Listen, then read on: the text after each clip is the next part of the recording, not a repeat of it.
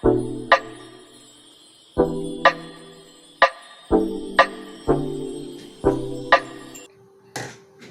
amigos, hoy traigo un vídeo para que veamos cómo se puede comprobar un IPM de una máquina de Mitsubishi Electric.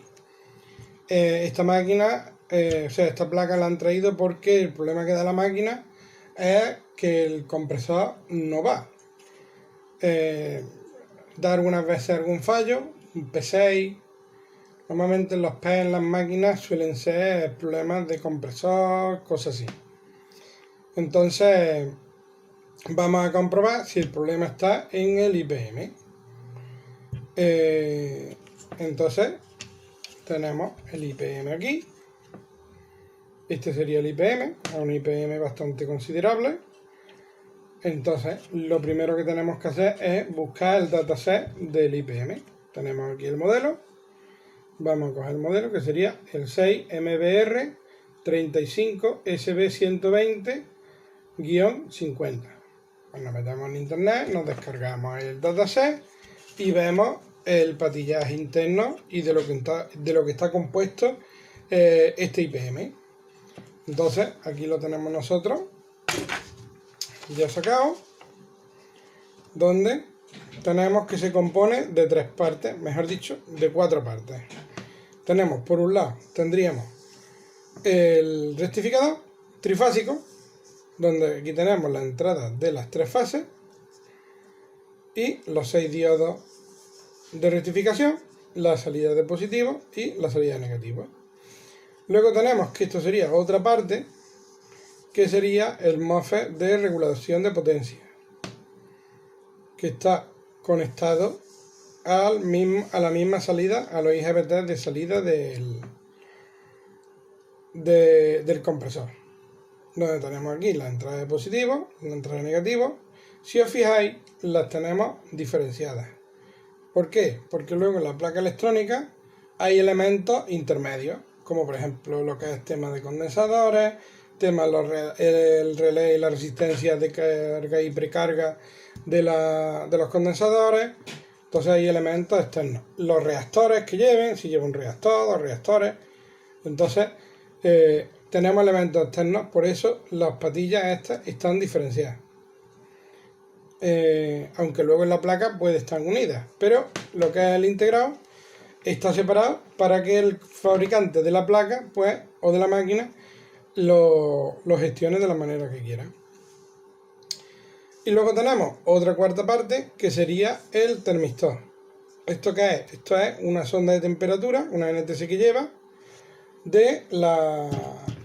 del mismo IGBT, o sea, del mismo IPM, para controlar la temperatura del IPM. Por si se nos calienta demasiado, pues saltar ese fallo de temperatura. Se ha dado en algunos casos que esta resistencia, o sea, este termistor, se ha ido. Entonces tenemos 2 opciones. Una, o cambiamos todo el IPM, que sería bastante mal para el cliente, porque estos IPM son muy caros y difícil de encontrar, que tengamos que cambiar el IPM solo y exclusivamente por la NTC interna que lleva. Entonces en estos casos lo que se suele hacer es se desconectan de la placa estos pines, en este caso sería el 8 y el 9, ahora veremos dónde están, y se pone a la placa, se le suelda una NTC externa. Se busca en el dataset, quiero recordar que esta era MP, que era de 50K, se busca en el dataset el valor de la NTC y se le pone una NTC externa cogida lo más cerca posible del IPM al mismo disipador de potencia, al radiador, ¿vale? Entonces vamos a hacer lo que estábamos hablando. Vamos a localizar todos estos elementos dentro del IPM, que aquí tenemos el patillaje. No se verá bien, pero yo lo digo. Tenemos que estas patillas, aquí tengo uno nuevo preparado. Tendríamos que esta sería la posición. Entonces vemos que van por pareja en la mayoría de los casos. Entonces tenemos que estos dos serían la 1, la 2, la 3, la 4, la 5, la 6. Ponemos aquí. Luego tenemos la 7. Luego tenemos estos que ya no son, esto no es una pareja, esto sería el 8 y el 9, que estamos hablando que sería la NTC, ¿vale? Que serían los pines que estamos hablando, que habría que desconectarlo de la placa y ponerle a la placa una NTC externa. Si tuviéramos ese seguiríamos, tendríamos aquí el 10, el 11, el 12, el 13, el 14, 15, 16, 17, 18, 19, 20, 21, que serían ya estos dos. Luego pasaríamos 22, 23 y 24. Ese sería el patillaje que tendríamos. Y aquí pues nos va diciendo cada patilla lo que es. O sea, cada cosa, por ejemplo, este punto pues sería el 7, este punto el 22 y así, para hacer las mediciones. Entonces ahora vamos a hacer con esto, vamos a hacer las mediciones en la placa, a ver si vemos algún problema en la placa. Entonces ponemos esto aquí para ir viendo y comparando. Y vamos a ver. Ponemos el tester en continuidad, que es como mejor se hace. Entonces lo primero que vamos a ver va a ser los diodos de... Vamos a ponerlo aquí que se vea algo mejor. Los diodos del rectificador. Entonces vamos a localizar las patillas. Tenemos, por un lado tenemos que localizar las tres entradas, la R, la S y la T, que tendríamos que sería el 1, el 2 y el 3. Como tenemos la misma posición, tenemos que este sería el 1, el 2 y el 3. Si nos fijamos, serían estas tres clemas, ¿vale? Y luego tenemos el 21 y el 23. Tenemos el 21 sería este y el 23 sería este. Que este 23 nos coincide con esta clema y este 23, si no me equivoco, coincide con este Faston del relé. Entonces, como las placas normalmente con las resinas que tienen cuestan más trabajo medir, pues cogemos y lo ponemos en los Faston, que es más cómodo. Entonces tenemos que, por ejemplo, empezamos por aquí, el P, que sería el 21, que hemos dicho que sería este, pues ahí tenemos que poner la patilla negativa del teste. Y ahora tenemos la R, la S y la T, que hemos dicho que son estos tres, tenemos que poner las positivas y ver las mediciones. Tenemos 470, 470 y 470. Tenemos que los tres diodos que estamos midiendo más o menos miden prácticamente lo mismo que hemos dicho que hemos puesto aquí y aquí, con lo cual hemos medido estos tres diodos. Ahora ponemos aquí que hemos dicho que es el 23, en el 23 que hemos dicho que ponemos la positiva, que sería la negativa, y volvemos a medir entre la R, la S y la T. Tenemos 470, 470 y 470, con lo cual tenemos que estos tres diodos también están correctos. Vamos al siguiente punto, vamos a medir este diodo y vamos a comprobar si hubiera algún corto en este transistor. Entonces tenemos la patilla 7 y la patilla 22. Vamos a localizar las patillas. La patilla 7 tenemos que hemos dicho que sería, esta es la 6, esta es la 7. Entonces en la 7, para medir el diodo tendríamos que poner aquí en la positiva, y la 22 que tenemos que sería esta, que sería esta clema, con lo cual medimos aquí.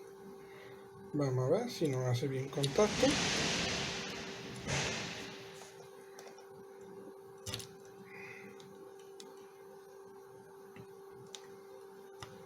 Pues parece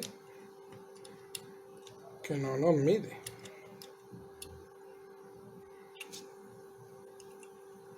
Vamos a estar seguros.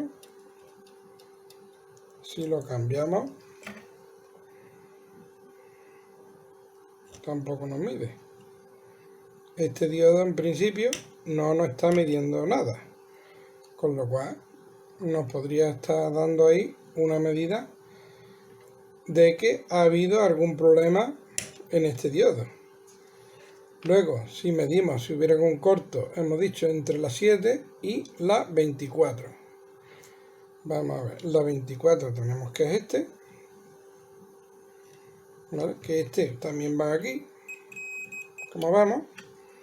Y aquí, pues, no tenemos corto. Damos la vuelta.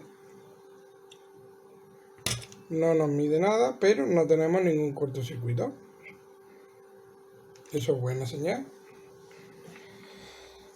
Y ahora vamos a medir, pues, los transistores de salida. A ver si tenemos algún problema. Ya hemos visto que este diodo nos mide, parece que está abierto. Dentro de cabe no es un problema tampoco tan grave como para que no funcione la máquina. Y ahora vamos a comprobar los IGBT.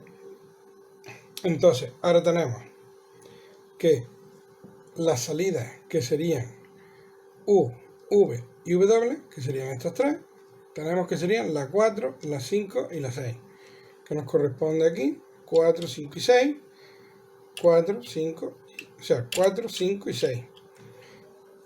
Entonces hacemos lo mismo, vamos en la N, que sería el 24, ponemos el positivo, hemos dicho 24 está aquí, ponemos aquí, y ahora ponemos aquí 360 ohmios, 360 ohmios, y aquí nos da 40 y tantos ohmios, nos llega incluso a pitar.